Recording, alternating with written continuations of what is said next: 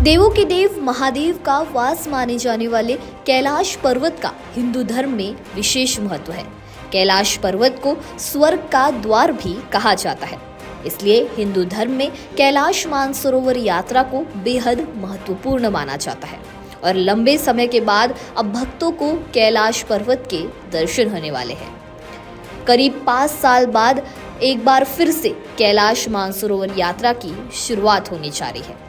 इस साल 30 जून से ये यात्रा शुरू होने वाली है। यह न केवल हिंदू धर्म के लोगों के लिए पवित्र धार्मिक स्थान है, बल्कि बौद्ध, जैन और सिख धर्म के लोग भी इस स्थान को पवित्र मानते हैं।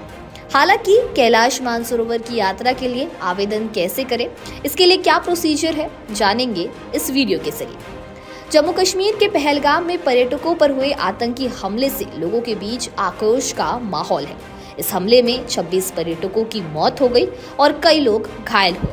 इस बीच विदेश मंत्रालय ने जानकारी दी है कि इस साल कैलाश मानसरोवर यात्रा का आयोजन होगा। 30 जून से अगस्त तक इसका आयोजन किया जाएगा। यह यात्रा बीते 5 सालों से बंद थी। इस यात्रा से भारत और चीन के बीच संबंधों को बेहतर बनाने की कोशिश के रूप में देखा जा रहा है। कैलाश मानसरोवर का ज्यादातर एरिया तिब्बत में है। तिब्बत पर चीन अपना अधिकार बताता है।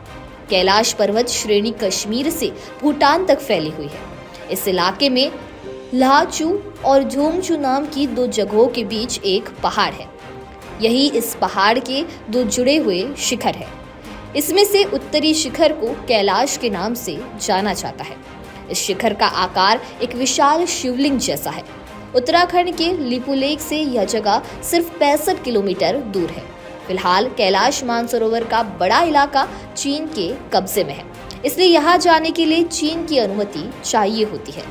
विदेश मंत्रालय ने बताया कि इस साल जून से अगस्त 2025 के बीच कैलाश मानसरोवर यात्रा का आयोजन होगा। इच्छुक यात्री कैलाश यात्रा की आधिकारिक वेबसाइट पर जाकर आवेदन कर सकते हैं। इस साल यात्रा उत्तराखंड के लिपुलेख दर्रे और सिक्किम के नाथुला दर्रे से होगी। 5 और 10 बैचों का संचालन किया जाएगा। प्रत्येक बैच में 50 यात्री शामिल होंगे। यात्रियों का रैंडम सिलेक्शन होगा। इसमें जेंडर बैलेंस का ध्यान भी रखा जाएगा। गलवान घाटी में भारत चीन के साथ हुए संघर्ष के बाद अब दोनों देशों के बीच रिश्ते सुधर रहे हैं। भारत और चीन के बीच संवाद के बाद कैलाश मानसरोवर यात्रा को फिर से शुरू करने का निर्णय लिया गया।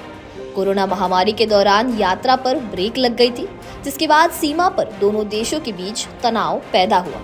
हालांकि भारत ने इस मुद्दे को लगातार चीन के साथ कूटनीतिक स्तर पर उठाया। 2019 के बाद यह पहली बार है जब मानसरोवर यात्रा फिर से शुरू होगी। बीते साल अक्टूबर 2024 में प्रधानमंत्री नरेंद्र मोदी और चीनी राष्ट्रपति शी जिनपिंग के बीच मुलाकात हुई थी, जिसके बाद सीमा तनाव घटा और यात्रा की दिशा में प्रगति हुई। मोदी और जिनपिंग की मुलाकात के बाद कई बार बातचीत हुई। इसका मकसद था कि दोनों देशों के बीच रिश्ते सुधरे। जनवरी में विदेश सचिव विक्रम मिस्री बीजिंग गए थे। वहां उन्होंने चीन के विदेश मंत्री सन वेइडोंग से बात की। दोनों देशों ने कैलाश मानसरोवर यात्रा को फिर से शुरू करने पर सहमति जताई। उन्होंने यह भी तय किया कि लोगों के लिए कुछ ऐसे काम किए जाएंगे जिससे रिश्ते स्थिर और फिर से बन सके। कैलाश मानसरोवर यात्रा बंद होने के बाद से श्रद्धालु उत्तराखंड की व्यास घाटी से कैलाश पर्वत के दर्शन कर रहे थे। पिछले साल उत्तराखंड पर्यटन विभाग, सीमा सड़क संगठन और भारत तिब्बत सीमा पुलिस के अधिकारियों की एक टीम ने कैलाश पर्वत के स्पष्ट रूप से दिखाई देने वाले स्थान की खोज की थी। 3 अक्टूबर 2024 को पहली बार भारतीय इलाके से पवित्र कैलाश पर्वत के दर्शन पुराने लिपुलेख दर्रे से हुए। यह उत्तराखंड के पिथौरागढ़ जिले की व्यास घाटी में स्थित है। हिंदू धर्म में ये मान्यता है कि भगवान शिव अपनी पत्नी पार्वती के साथ कैलाश पर्वत पर निवास करते हैं। यही वजह है कि हिंदुओं के लिए ये बेहद पवित्र जगह है। जैन धर्म में ये मान्यता है कि प्रथम तीर्थकार ऋषभनाथ ने यहीं से मोक्ष की प्राप्ति की थी। 2020 से पहले हर साल करीब 50,000 हिंदू यहाँ भारत और नेपाल के रास्ते धार्मिक यात्रा पर जाते रहे हैं। वैसे तो दुनिया के सबसे ऊंचे पर्वत एवरेस्ट पर अब तक 7,000 लोग चढ़ाई कर चुके हैं। इसकी ऊंचाई 8,848 मीटर है, जबकि कैलाश पर्वत की ऊंचाई एवरेस्ट से करीब 2,000 मीटर कम है। फिर भी इस पर आज तक कोई नहीं चढ़ सका। कुछ लोग इसकी 52 किलोमीटर की परिक्रमा करने में जरूर सफल रहे हैं।